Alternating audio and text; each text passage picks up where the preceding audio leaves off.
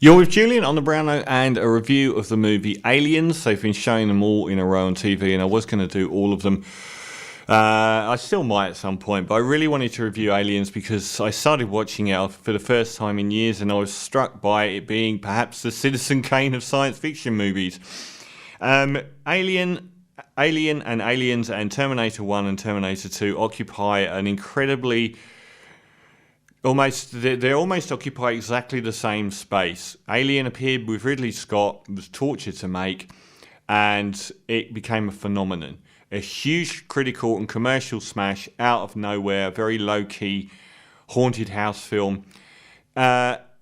This time around, James Cameron had just made the film Piranhas 2, which was a nothing film. He made a very obscure, low-key science fiction film, again featuring a central protagonist that was antagonist that was a murderous being that was pursuing the cast and an undefeatable entity. His film Terminator 1 I should say, but that 2 became cause celeb. It became a huge global phenomenon, and a huge critical acclaim was met with huge box office. Both those films had, if they were minimalist, they both had maximalist follow-ups. And interestingly, 3 of the 4 films were directed by James Cameron. He came back with the sequel to Terminator and blew that up into a $100 million film, which was a phenomenon. But before that, he got the reins on the hugely challenged Aliens project, the sequel to Alien. This came out in '86, and that's a big gap for such a film that was such a phenomenal success of such a tiny budget. Ridley Scott had gone on to Blade Runner by then. Fox Studios had really messed around with the production company by saying that the film lost money. Look up Hollywood accounting, it's very famous. I think the film cost like $10 million and made $150 million at the box office, and they said that it lost money. And all of this caused a great deal of... They wouldn't share that wealth with the production people. It caused the film to go on the back burner for years, and James Cameron got on board after the success of Terminator, and one of the biggest careers in Hollywood was cemented by the success of Aliens. Once it finally was made, it was torture to get through. He hated the English crew in Pinewood Studios making it. Lots of antagonism went on, but you can't tell in the first or second film that any of that happened, because what was left was a masterpiece. Now, I wanted to review this because of how good I found it. This basically, Alien 1... had Sigourney Weaver and 5 or 6 others woken from hypersleep on a spaceship in the middle of nowhere, working for a big mining corporation light years from Earth, and they were homed in on this distress beacon on a planet, unoccupied, and they found a spaceship on there that crashed, and one of their crew gets a face hugger attach itself to them, which they then take the guy back on board, and it explodes out of his chest as this alien that then proceeds to wipe out all of the crew in this terrifying alien creature with acid for blood. And at the end of the film, Sigourney Weaver is the last person alive and gets on board the ship with her cat and blasts the alien into outer space and goes into hyperspace. We find out at the start of this film as she's floating through the abyss in outer space for 57 years. She's picked up by accident and brought back to Earth in a very nightmarish fugue state where she's constantly waking up in the middle of the night soaked in sweat. And she tells them the story of the alien, and the big company she works for don't believe her and blame her for the loss of this multi-billion-dollar mining vessel. She doesn't have a lot of evidence, to be fair, and they say that we've had a colony on this planet for 20 years now because they terraform it by producing an atmosphere, and it takes 20 years, and we've had 100 people living there. No one said anything about any aliens. Anyway, this is the opening of the film, and a great cast member throughout is her connection with the company, who is Paul Reiser from one of the worst sitcoms in history, Mad About You, is brilliant here as the company man that pretends to be her friend.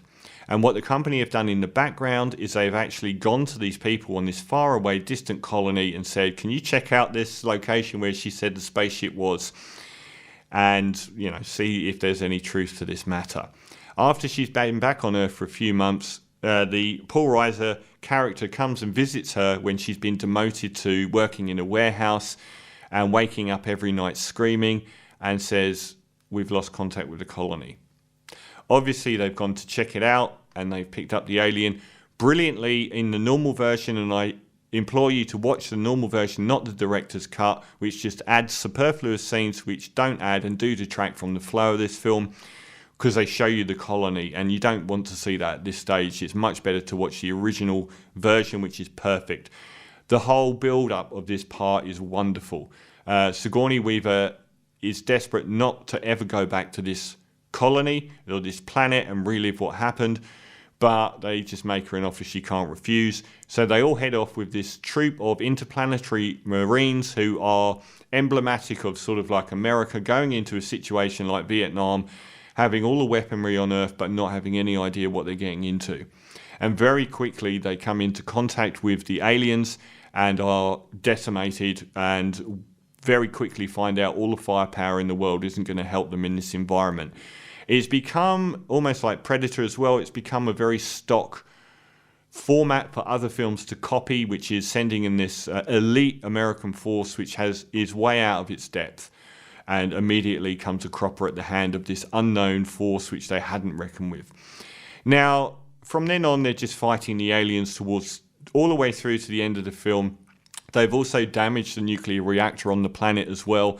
There's very few of them left, very few weapons by the end, and Paul Reiser's character tries to get the alien back to Earth by blocking Sigourney Weaver and the child that turns up, Newt, who never acted in another film out of choice.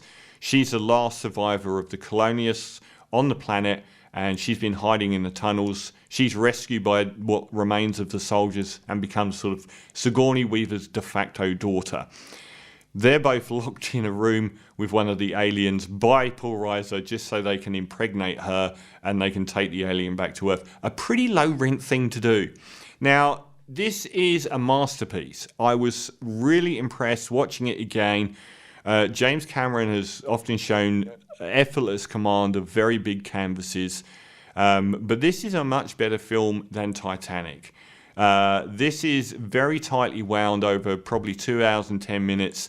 The build is relentless, and the way it flows into the action is magnificent. We see these, I think the hallmark of great directors in science fiction films is like 2001 or Star Wars. You don't really notice the special effects. Here, the special effects are not aged at all. There's virtually nothing here that doesn't still look incredibly cool. The production design throughout is utterly magnificent. Everything is iconic, from the guns that the soldiers carry, the big things on swivels, and the sound effects they make are amazing. The lunar vehicle that they drive around in, the spaceships, very, very influential on the subsequent Terminator 2 movie, because it looks like that wasteland when they show the future parts of Terminator 2. All of the production design is magnificent, and the aliens themselves are terrifying. And then we get the denouement, which is the whole planet, the whole area is going to be devastated by a nuclear blast, and Ripley has to rescue Newt from the alien mother, who is revealed beautifully towards the end of the film as this final endgame boss. A lot of this film, particularly when they're going through tunnels and so on, and then meeting an endgame boss, hugely influential on video games. It looks like Half-Life, where you've got the klaxons going off, warning of imminent nuclear destruction and aliens round every corner. Such an influential sci-fi film. I'm so impressed by this, watching it for the first time in years. I thought the screenplay was next to perfect. I thought many of the characters in it were fantastic. Michael Biehn as Hicks, he stands out as a really likable guy with a lot of charisma. He was the lead guy in Terminator 1, who beamed back from the future. Sigourney Weaver was iconically nominated for an Oscar as Best Actress, which in this kind of film was unheard of. And both this film and Terminator are notable for having a female protagonist as lead in an action sci-fi film, which James Cameron pretty much pioneered, although Ridley Scott deserves credit for doing the same in Alien. and made Sigourney Weaver into one of the great action heroes alongside the Sarah Connor character from the Terminator films. I think Sigourney Weaver referred to herself as Rambo Lena, and she does, when she emerges towards the back end of the film, looking, holding the guns and looking every bit John Rambo. But I really like there's a lot of contextual interest here. They show two different kinds of female as, I'm just trying to look for the other iconic, Vasquez, played by Jennifer Goldstein, is the very muscular butch version of what a female action star should be. Sigourney Weaver is a very mothering character. And I love the fact that they've got two female leads that are both excellent and both have very different takes on what it would take to be the alpha female. And I think Sigourney Weaver is very much the alpha female in this film. Her character is reticent and doesn't want anything to do, but once it hits the fan, she steps up and she pretty much becomes the de facto leader of everything that's going on. She is the matriarch in the sense of, lions and hyenas. She's the one that takes command of everything that's going on whilst also being a mother to Newt. And I think this film is pretty revolutionary in the fact that the main protagonist and the main antagonist are both mothers protecting their offspring. And I think that's pretty revolutionary for this kind of film. Sigourney Weaver is trying to get Newt back from the mother alien. The mother alien is trying to protect her brood from Sigourney Weaver. And it's a clash of mothers. So many scenes in this film are iconic. So many lines of dialogue. Bill Paxton stands out as well as someone that's instantly recognizable. It pretty much defined his whole career. Game over, man. And so many like Sigourney Weaver saying, we have to nuke it from orbit, have seeped into the popular consciousness. I was surprised by how many scenes visually that I remembered instantly, and the way the relentlessly intense final third of the film, or maybe 40 minutes or so, is so unbearably intense as it ratchets up the tension and the combat between eventually Sigourney Weaver and the alien mother, and the loaders that she fights it with at the end. All of it is magnificent. I really wanted to review this film because I was so impressed across the board with the screenplay and the way it progresses, with the visuals and the cinematography. Who was it by?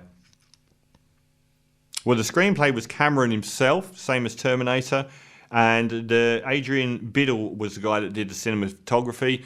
All of the production design is amazing. Even the sound effects are incredible.